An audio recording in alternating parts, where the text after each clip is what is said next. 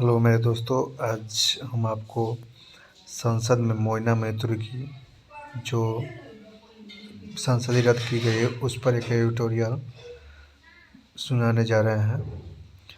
संसद में पैसे लेकर सवाल पूछने के मामले में दोषी पाई गई तृणमूल कांग्रेस की लोकसभा सदस्य महुआ मोइत्रा की सदस्यता खारिज होने पर आश्चर्य नहीं है।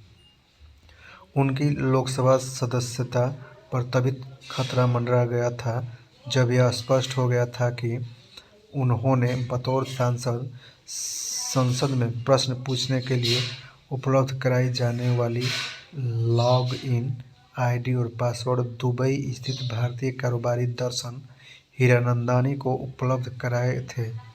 महुआ मोइत्री ने स्वयं यह माना था कि उन्होंने यह काम किया।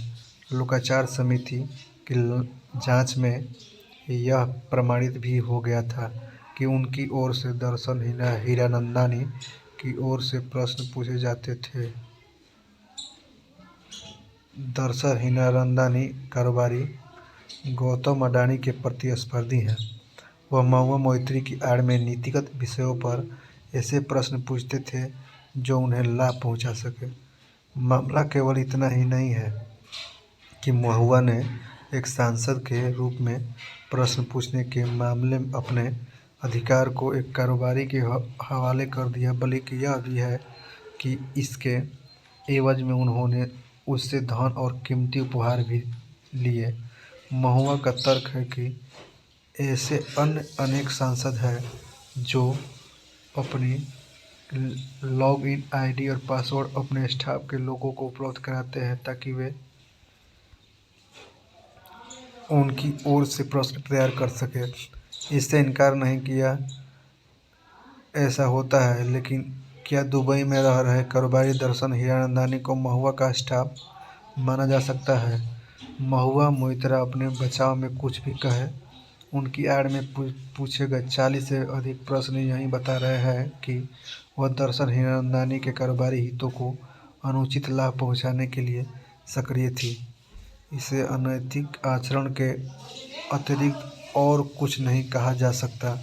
लोकाचार समिति की रिपोर्ट के आधार पर महुआ की लोकसभा सदस्यता खारिज किए जाने के फैसले पर तृणमूल कांग्रेस के साथ अन्य विपक्षी दलों के नेता यह कह रहे हैं कि उनके साथ न्याय नहीं किया गया। विपक्षी नेताओं की माने तो महुआ मोइत्रा को लोकसभा में अपनी बात रखने का अवसर दिया जाना चाहिए था।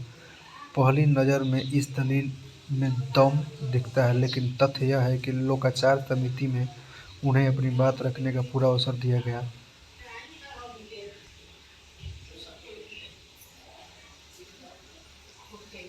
था, लेकिन तब सभी सवालों के जवाब देने के बजाय वह यह कहकर समिति की बैठक से बाहर निकल आई थी कि उनसे फालतू के प्रश्न किए जा रहे हैं। एक तथ्य यह भी है कि 2005 में पैसे के बदले सवाल पूछने के ऐसे ही एक मामले में फंसे 11 सांसदों को सदन में अपनी बात रखने का अवसर नहीं दिया गया था और उनकी सदस्यता रद्द कर दी गई थी। यह विचित्र है कि उस फैसले को सही ठहराने वाले कई नेता आज महुआ मोइत्रा का बचाव तो कर रहे हैं, लेकिन वे लोकसभा में उनके निष्कासन के प्रस्ताव पर वोट करने से कन्नी काट गए हैं।